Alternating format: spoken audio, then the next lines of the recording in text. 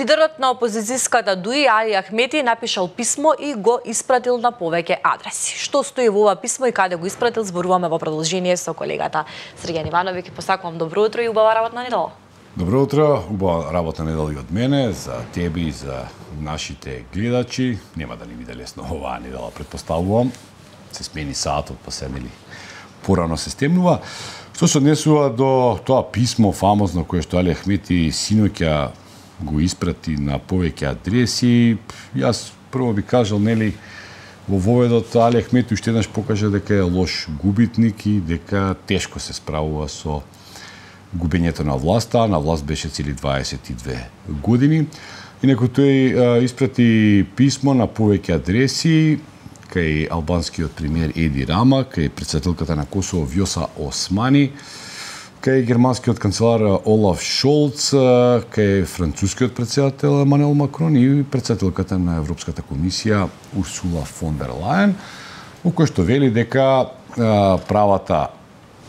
стекнатите права на албанците во Македонија се загрозени и дека е доведено во прашање функционирањето на рамковниот договор. Тој вели дека Уставниот суд само што не донел одлука за прогласување на неуставен законот за употребата на јазиците, со кој албанскиот јазик нели е предвидено да биде рамноправен јазик во поглед на македонскиот јазик, во поглед на неговата употреба во администрацијата. Па тука нели наведува и дека со укинувањето на балансерот албанци веќе во Македонија не се вработува, дека од 30% се намалуваат на 24 вработени во администрацијата и тој потенцира дека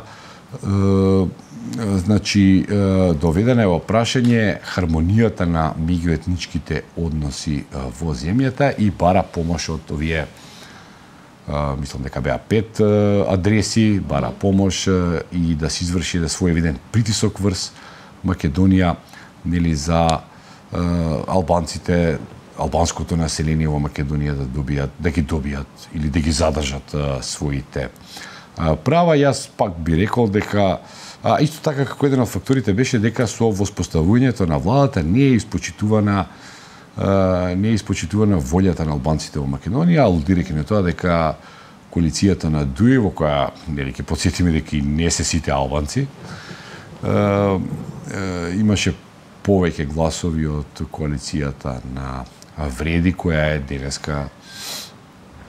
денеска дел од владеачката коалиција и пак ќе кажам, значи и ДУИ и Али Ахмети предолго беа на власт и сега таа партија во која има огромен број на луѓе со од интерес, луѓе кои нели дури лесно би го смениле адресот доколку понудата од другата страна биде добра, дека едноставно тешко може да функционира во опозиција, уште повеќе доколку нели идат сега локални избори и постои страв дека може да загубат и дел од општините со кои што владеат, бидејќи противниците ја имаат во своји раце централната власт. Знаеме како тоа функционира во Македонија, нели, кој ги има парите, кој има пристап во буџетот, тогаш тој и подобра владе. Инаку имаше Изет Меджити, еден од лидерите на Вреди,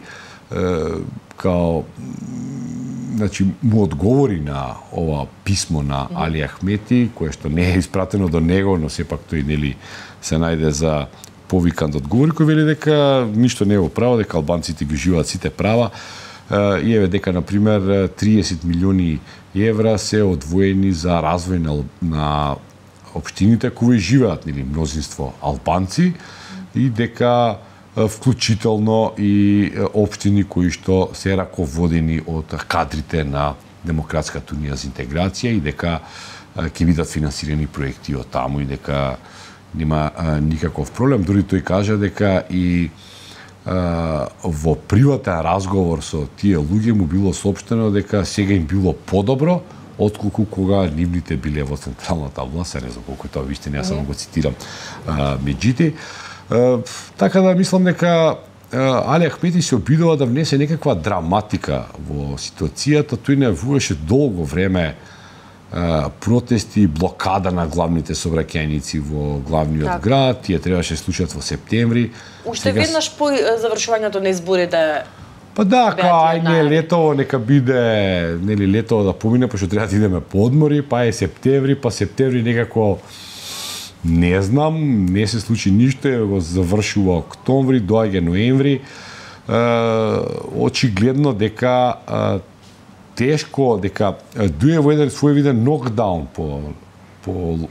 по изборите во Македонија и по она што не е веќе дел од власта и тешко им оди тоа што некогаш многу лесно им одеше.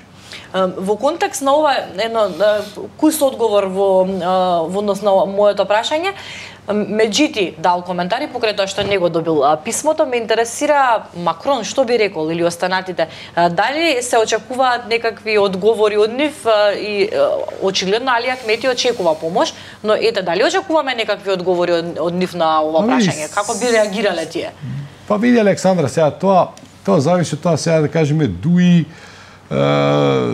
значи овие писма нели потпишани од Али Ахмети, испратени во негово име, предпоставувам тие има министар за надворешни работи подолг период нели во онаа влада на Димитар Ковачевски, Бујар Османи, предпоставувам дека имаат некои своји канали, тоа писмо нели да стигне до некого, тоа нормално дека Макрон и Шолц нема да го читаат, може ние ни рама да го читаат. Тоа ми е прашањето, доколку стигне, зошто би го засегало Макрон тоа? Па зошто би го засегало Макрон тоа, навистина не знам.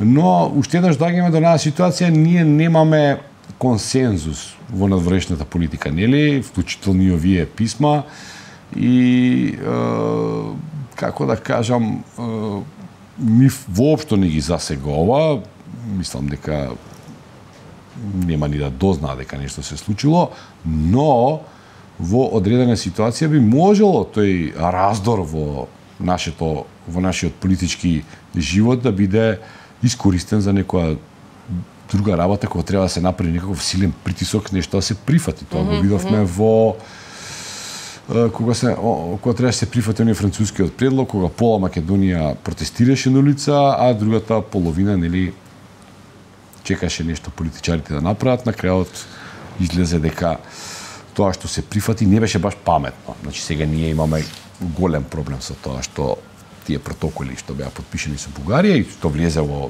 делот нели таа преговарачка рамка, дека ние имаме големи проблеми. Затоа тие работи не се добри.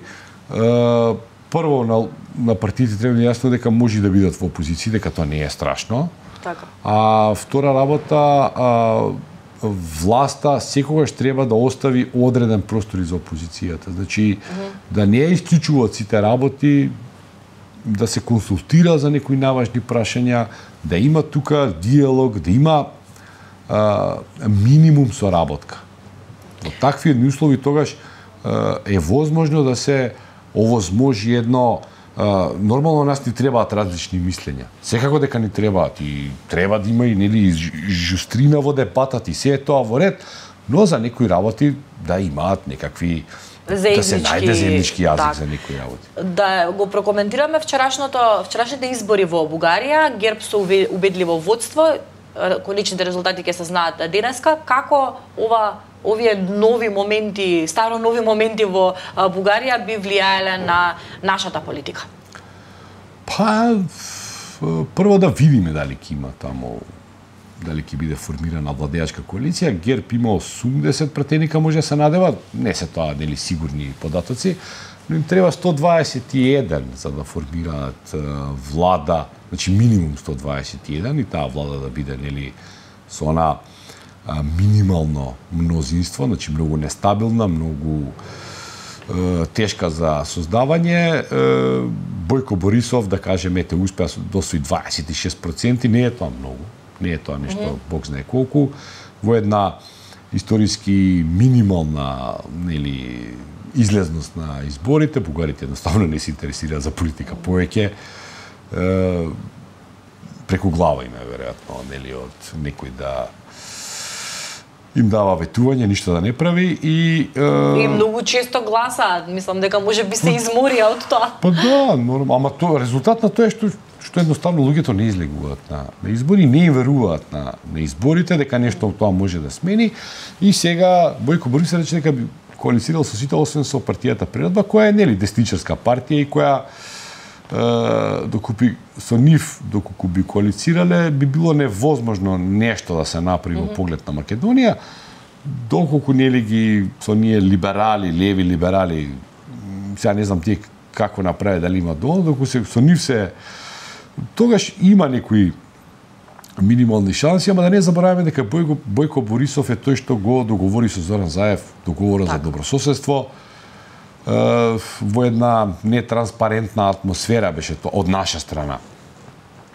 постигнато и дека тој има прилично цврти ставови околу тоа. Но, од друга страна, Бојко покажал многу пати во минатото дека е човек со кого може да се разговари и со кого може да се направи одреден разговор и човек кој не се плаши да донесе некоја одлука која можеби нема да им се допадне на поголемиот дел од гласачите, но тој смета дека тоа е нели преку потребно, така да прво да видиме, многу е неизвестно, прво да видиме дали тој ќе формира влада, дали таа со кого ќе ја формира влада, тоа е многу битно, бидејќи како коалицијските партии милат нема шанси, тогаш што да прави тој, а таа влада нели има 1-2 повеќе од потребното пратеници.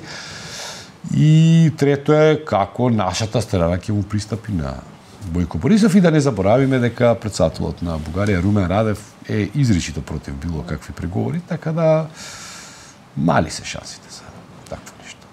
Благодарам многу. Благодарам.